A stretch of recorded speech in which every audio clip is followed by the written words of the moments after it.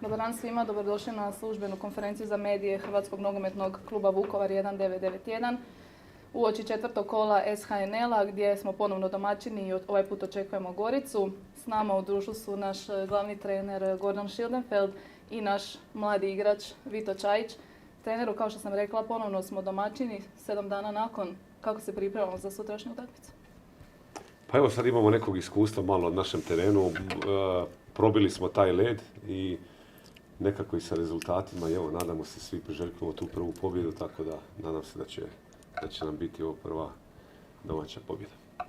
Možemo početi s pitanjima.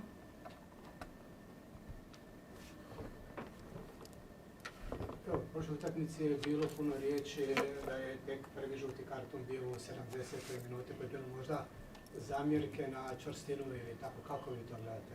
Pa ne, baš to mi je pitanje bilo nakon utakmice. Nisam dobio dojam da nismo dovoljno agresivni. Mislim da je samo možda nedostajalo tog dijela da se završi taj nekakav napad, ali mislim da smo bili u sredini terena i svugdje agresivni. Imali smo svojih problema naravno, ali evo, takav dojam i nije bio, tako da evo, srušili smo, kako se čitam, nekakav taj rekord. Ali opet, mi smo o tome razgovarali i mislim da smo bili na nekom nivou tome. Nije nam falilo agresivnosti, nije nam falilo toga da nam Istra tu radi nekakve probleme, ali dogodilo se tako da nemam nikakvih zamjerki tu povodom toga. Jeste kompletni igrački kadar? Pa jesmo, sve isto kao i prije, naravno golman isto, vraća nam se Pulja polako napred i to bi više manje bilo to. Imali smo prošli tjedan, odnosno tjedan prije toga nekih izbivanja, 2 tjedna Darija, ali sad se i on vratio, tako da jedino taj Ron nam je vani 2 dana, ima neko izvrnuo je zglob, ali on bi danas trebao biti pogodan. Tadić, on je koliko ima bio? Tadiću je ovo druga, još zadnja utakmica, znači sljedeće kolo će moći igrati. Treća utakmica, znači se može reći da je sad ovo protiv Gorice imperativ pobjeda sad ili? Imperativ pobjeda. Pa mi idemo na pobjedu uvijek. Mislim da smo to nekako pokazali protiv Dinama i evo sad protiv Istre. Stvaramo šanse, opasni smo, naravno treba malo i sreće i svega, da mislimo da možemo i da igramo kući i da želimo pobijediti apsolutno. Sad da li je to imperativ, mislim da mi je to nekako na pobjedu idemo uvijek kogod je s druge strane. Što se tiče ovih novih vratara, to sve, se to nešto događa, neka nova pojačanja s obzirom da prelazni rok još traje? Pa radi se, mislim, brzo će doći kraj prelaznog roka, da tad moramo tu poziciju sigurno pojačati, tu nam fali i radimo na tome. Sad kad će se nešto dogoditi, to ne zavisi samo nama. A još neki igrači, možda još neke pozicije, to ili je to? Pa mislim da bi to otprilike trebalo biti to. Možda se nešto još desi, ali evo, ne mogu sa sigurnošću reći. Sad kad gledate 3 kola, jel možete sad nekakvu analizu napraviti s obzirom na ovo sve što ste vidjeli do sada? Od koga? Od nas? U toj cijeloj priči i to... Od nas ili od protivnika? Što se tiče Vukovara. Pa mislim da smo dobri, mislim da smo jako čvrsti, nezgodni smo, hrabri smo, stvaramo šanse, imamo odličnu sredinu terena gdje to dosta puta pokažu, samo naravno malo sreće i malo konkretnosti napred da nam se to otvori i naravno radimo na tome. Mislim, svaku utakmicu mi imamo svojih pogrešaka i to je sastavni dio nogometa, to pokušavamo ispraviti i naučiti ih nekim tim stvarima.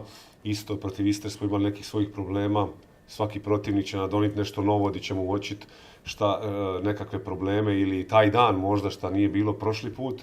To je sastavni dio, jednostavno to ispravljamo, ono dobro zadržavamo, znamo di smo dobri i samo da držimo taj ritam. Evo, Carević je danas naglasio, Vukovar ima dobar napad, kompaktnu obranu, opasni iz prekida. Evo, kako bi vi prokomentirali Goricu? Pa gledao sam ih protiv Lokomotive, bili su dobri, oni su standardni, kompaktni, imaju napred su mi dobri. Protiv Lokomotive su dali 3 Eurogola, znači sposobni su dati gol skoro iz ničega, ja bih rekao. I agresivni, tako da bit će težak protivnik, definitivno. Treneru, bilo je svojevrsnih poteškoća u početku. Kazali ste i sami teško paljenje, kako se utakmica ranije odvijala, tako i ta radna temperatura bila dobra. Sad, hoće Hoćete li se pokušati nametnuti od prvog zvižduka ili će biti svojevrsnih prilagodba prema? Pa nadam se da će to biti kao što je bila Lokomotiva. Ona prva utakmica je palimo motore, tako je ovo nam je sad bila prva kući, sad već malo poznamo taj teren. Sad bi već to trebalo startati na radnoj temperaturi, da bude bolje naravno nego prvih, 15-20 minuta Istre. Cilj nam je to da početak utakmice apsolutno izgleda drugačije i onda tako samim time i prema kraju da bude drugačije, da imamo kontrolu utakmice od početka, jer mislim da će nam biti to jako bitno. Imamo li pitanje? Od igrača, to očekuju utakmice. Pa naravno idemo na pobjedu.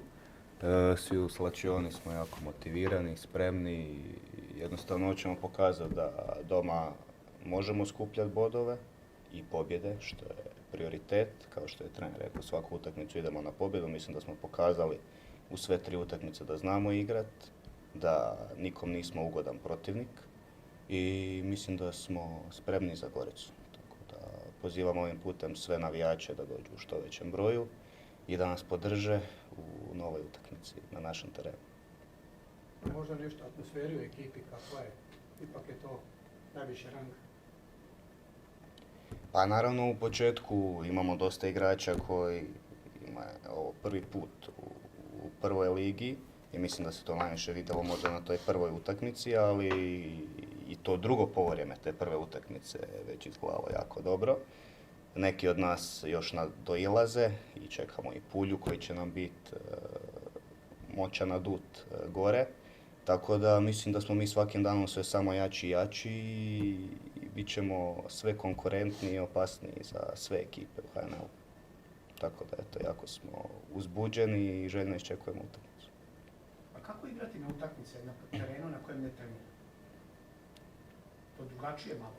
Pa sigurno je da je to teška okolnost, ali mi ćemo igrati više utakmica, što budemo više igrali domaćih utakmica, mi ćemo se privikavati. A gostima je naravno uvijek teže na gostujućem terenu. Evo primjer, ja sam prošle godine bio u Gorici, nisam do 4. mjeseca imao pobjedu u gostima.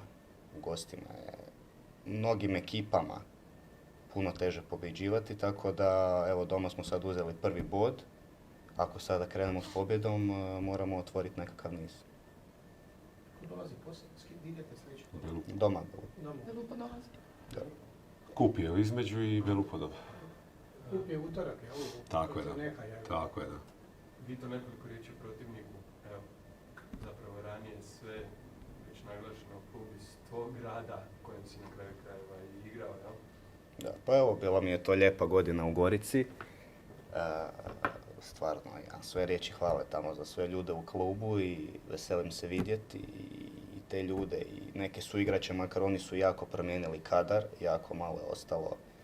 Nekih igrača je otišlo što su bili nositelji godinama u Gorici i oni su isto u nekoj fazi, ajmo reći, traženja i malo promjene ekipe.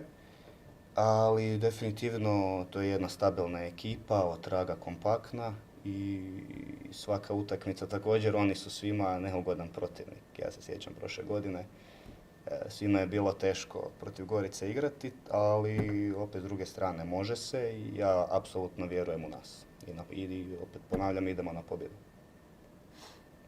Imamo još pitanja? Ako je to, hvala vam svima na dolasku. Utakmica počinje sutra u 20 sati, ulazi se otvaraju 2 sata prije, odnosno u 18. Ulaznice možete kupiti online i također na stadionskoj blagajni sutra od 16 do 21. Hvala vam svima i vidimo se.